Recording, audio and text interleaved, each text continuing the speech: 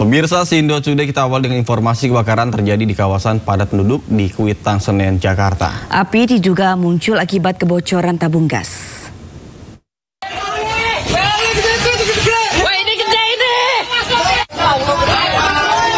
Beginilah kepanikan warga saat menyaksikan api yang semakin membesar dari atap rumah. Api merambat ke rumah lainnya. Kebakaran terjadi di Gang Kembang 10 Kuitang, Senen, Jakarta Pusat hari ini pukul 11.40 waktu Indonesia Barat. Warga panik saat api semakin meluas dan merambat membakar rumah-rumah lain. Diduga kebakaran disebabkan kebocoran tabung gas LPG saat tengah digunakan memasak. Api akhirnya berhasil dipadamkan oleh petugas damkar dengan menerjunkan lebih dari 10 mobil pemadam. Diduga 20 rumah warga telah hangus terbakar. Hingga saat ini petugas damkar masih melakukan pendinginan dan penyisiran di lokasi untuk memastikan tidak adanya korban jiwa. Pemirsa, razia pedagang pakaian bekas dan tas koper di kawasan Senen, Jakarta Pusat kembali diwarnai aksi bersih tegang antara petugas Satpol PP dengan sejumlah pedagang pakaian. Mereka berusaha mempertahankan karung berisi barang dagangan agar tidak diangkut oleh petugas.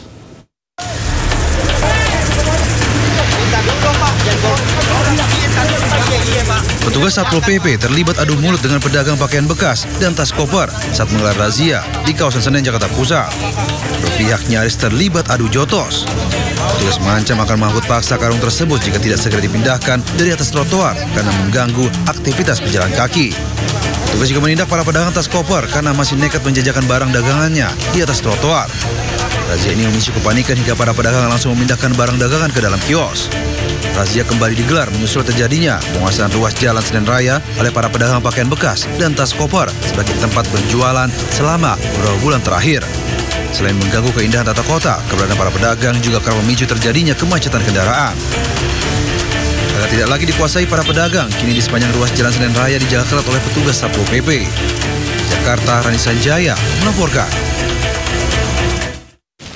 Informasi lainnya pemirsa, diduga kalapas menganiaya napi, aksi ricuh terjadi di lapas kelas 2A Bau-Bau, Sulawesi Tenggara.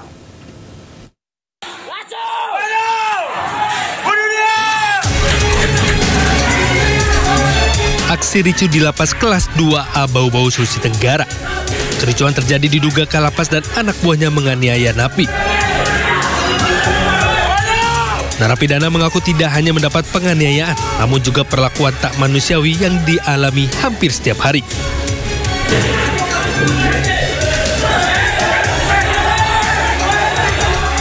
Akibatnya dugaan penganiayaan sempat terjadi kericuhan di dalam lapas. Terlibat narapidana yang emosi meneriaki kalapas dengan kalimat makia. Tindakan kekerasan memicu aksi protes sejumlah keluarga napi dan para aktivis. Unjuk rasa pun berlangsung ricuh saat masa aksi memaksa masuk ke dalam lapas. Para pengunjuk rasa terlibat aksi saling dorong dengan sejumlah petugas lapas hingga nyaris adu jotos. Tidak ada, cuma kita hanya semacam namanya pemeloncoan supaya mereka tidak melakukan tindakan pidana. Kita suruh dia mungkin ada sedikit guling-guling aja tapi nggak ada pembunuhan sama sekali. Atas tindakan kekerasan tersebut, pengunjuk rasa menuntut kalapas dan petugas lapas Bau-Bau yang terlibat kekerasan di proses hukum lantaran dianggap melakukan pelanggaran serius. Dari kota Bau-Bau, Sulawesi Tenggara, Andi Eba Ainis melaporkan. Informasi lainnya pemirsa, jenazah Juliana, pendaki wanita asal Brazil yang jatuh di Gunung Rinjani NTB, diotopsi di Rumah Sakit Bayangkara. Otopsi atas permintaan keluarga untuk memastikan penyebab meninggalnya Juliana.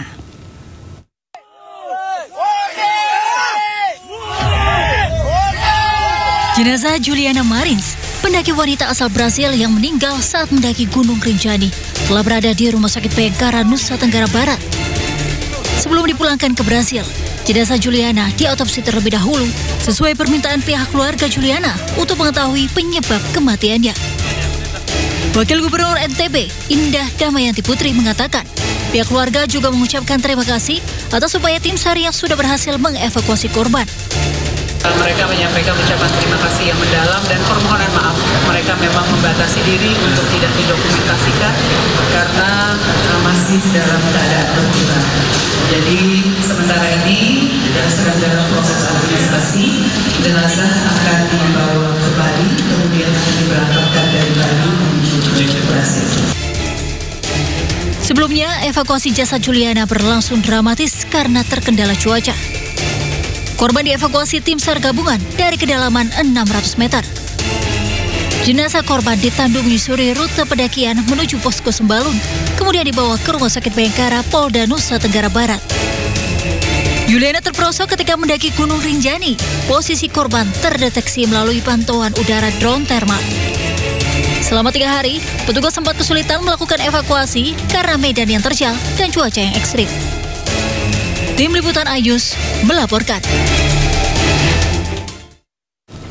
Kepala Basarnas Marsikal Madya TNI M. Syafi'i mengatakan batalnya evakuasi jenazah Juliana dengan helikopter diakibatkan cuaca yang kurang bersahabat dan bahkan cenderung membahayakan. Puluhan orang dikerahkan untuk evakuasi melalui jalur darat menempuh medan yang cukup sulit.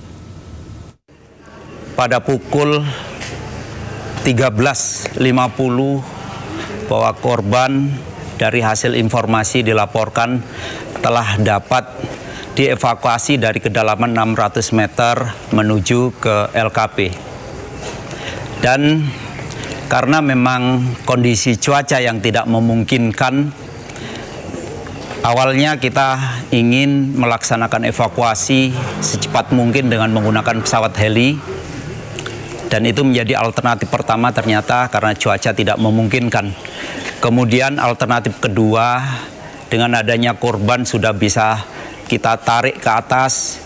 Kita kepingin di perjalanan andai saja cuaca bagus, kita ingin menghadirkan helikopter lagi untuk mengangkut menggunakan media udara. Ternyata juga kondisi cuaca tidak memungkinkan. Sehingga evakuasi korban terpaksa harus kita laksanakan dengan ditandu. Jadi dengan ditandu ini memang akhirnya memerlukan waktu yang cukup lama. Pada pukul 15.50 kira-kira korban sudah menyampai di pos Pelawangan Sembalun. Dan dari pihak keluarga alhamdulillah yang pertama menyampaikan apresiasi terhadap apa yang sudah dilakukan kita. Kemudian dari operasi yang kita laksanakan juga mendapatkan apresiasi, dan dari kesempatan itu pun kita berikan kesempatan barangkali mungkin ada tanggapan, mungkin ada pertanyaan, dan ternyata alhamdulillah dari pihak keluarga bisa sangat menerima dari situasi dan kondisi yang dihadapi. Di balik keberhasilan evakuasi jenazah Juliana Marins, ada kerja keras dan keikhlasan para relawan. Tim SAR bahkan bermalam di tebing vertikal yang curam. Ya, inilah keadaan. Dan seperti inilah video pasca evakuasi jenazah Juliana Marins yang diabadikan oleh salah satu relawan bernama Tio dalam akun Instagram @tiosurvival. Tio bersama rekan relawan lainnya Agam terlihat bermalam di tebing vertikal yang curam dan tidur di samping jenazah korban yang berjarak 3 meter. Mereka terpaksa bermalam sambil menunggu tim lain untuk mengangkat jenazah korban. Ya, inilah keadaan. Tidur di tebingan. Ya, mau mengevakuasi. Good morning. Pagi. Selamat pagi. Aduh. Naik ke pompong. Informasi lainnya pemirsa, polisi berhasil menangkap 2 pria penyelundup narkoba di perairan Asahan, Sumatera Utara. Pelaku ditangkap bersama barang bukti 10 kg narkoba jenis sabu.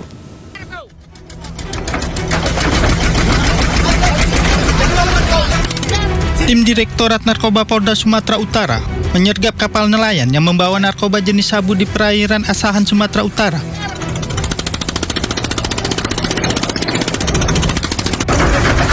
Polisi bergerak cepat berusaha menangkap pelaku, namun satu di antaranya mencoba kabur dan menceburkan diri ke air.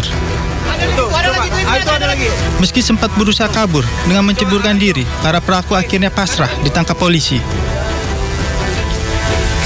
Selanjutnya, kedua pelaku dijerat dengan Undang-Undang Narkotika dengan ancaman hukuman paling lama seumur hidup atau hukuman mati.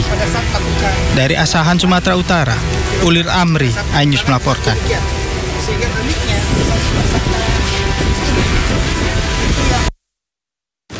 Pemirsa, tim gabungan dari Tipit Narkoba Bareskrim Polri berhasil membongkar keberadaan ladang ganja seluas 25 hektar di hutan Butong, Kabupaten Nagan Raya, Aceh.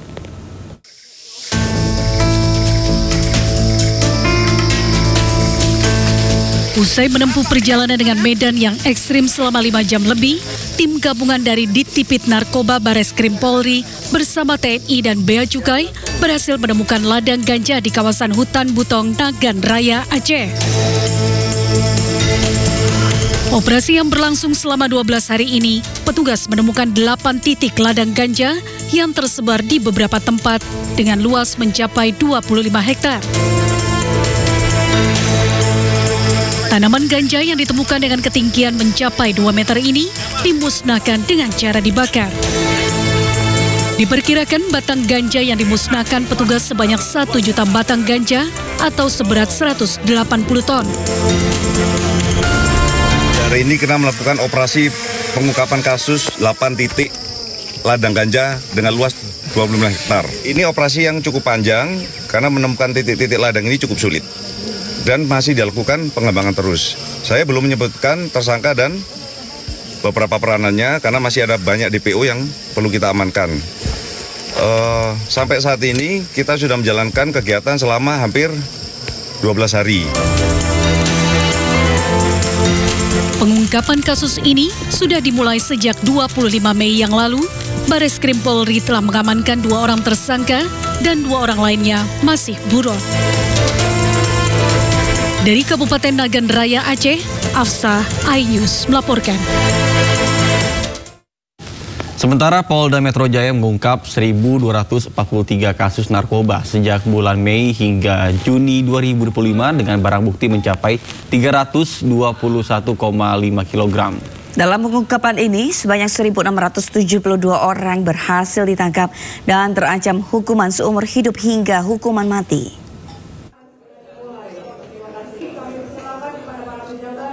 Selama kurun waktu Mei hingga Juni 2025, Direktorat Reserse Narkoba bersama Satuan Reserse Narkoba Polres jajaran Polda Metro Jaya berhasil mengungkap sebanyak 1.243 kasus tindak pidana narkoba.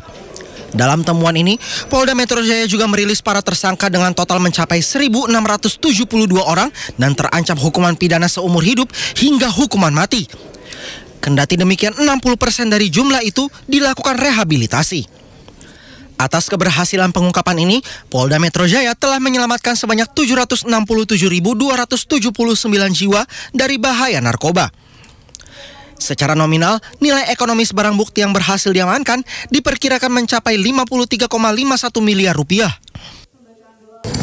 Kami sampaikan barang bukti yang kami sita sebanyak 321,5 kg.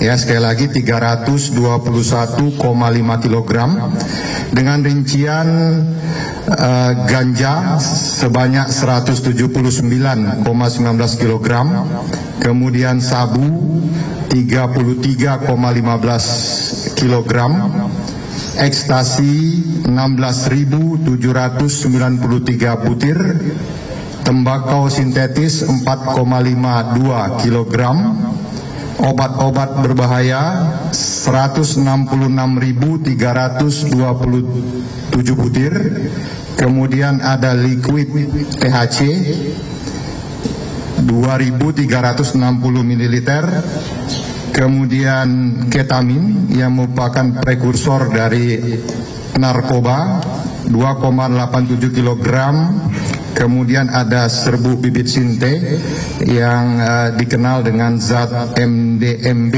ON Pinaka 7,86 kg, kokain 1,48 gram dan heroin 1,56 kg. Barang bukti berbagai jenis narkoba dengan total 321,5 kg itu kemudian langsung dimusnahkan. Dari Jakarta, Indra Setiabudi, Novan Dwi Kusuma, iNews melaporkan.